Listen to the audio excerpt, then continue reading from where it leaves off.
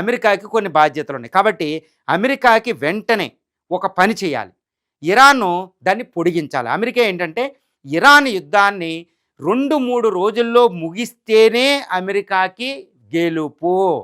2-3 రోజులు దాటి వారాలు నెలలు గడిచింది అంటే, ఇరాన్ ఏదైనా చేసి యుద్ధాన్ని పొడిగించింది అంటే అమెరికాకి అట్టర్ ఫ్లాప్, అమెరికాకి డిఫీటు, అమెరికాకి అవమానం, ముఖ్యంగా డొనాల్డ్ ట్రంప్కి తీవ్రమైన అవమానం, ఆయన ఓటమి కూడా, ఆయన పదవి కూడా పోయే అవకాశం ఉంది. ఎందుకంటే ఇరాన్ని 2-3 రోజుల్లో అమెరికా అధ్యక్షుడు ఇజ్రాయెల్ కలిసి ఓడించేయాలి. లేదా ఇరాన్ ఏం చేస్తుందంటే, ఇరాన్ ఏంటంటే యుద్ధాన్ని పొడిగించడానికి ట్రై చేస్తాడు.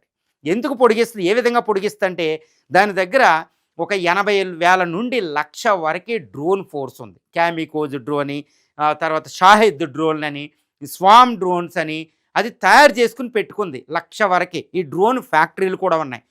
రోజుకి కొన్ని వేల డ్రోన్లు తయారు చేసేస్తుంది. కాబట్టి ఆ ఫ్యాక్టరీలు కూడా జాగ్రోస్, ఎలబర్జ్ మౌంటైన్స్ కింద ఉన్నాయి. కాబట్టి అది తరగదు, అది అటాక్ చేస్తూనే ఉంటుంది డ్రోన్ ద్వారా. ఈ డ్రోన్లు కూడా పెద్ద ఖర్చు అవ్వు. కొన్ని $20 నుంచి $200-300 మంచి అధునాతనమైన డ్రోన్ తయారు చేసేయగలరు. కాబట్టి పెద్ద ఖర్చు కూడా కాదు.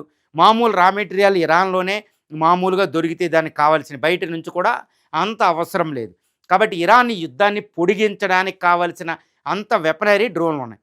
మిసైల్స్ కూడా తన స్వదేశీయంగా అది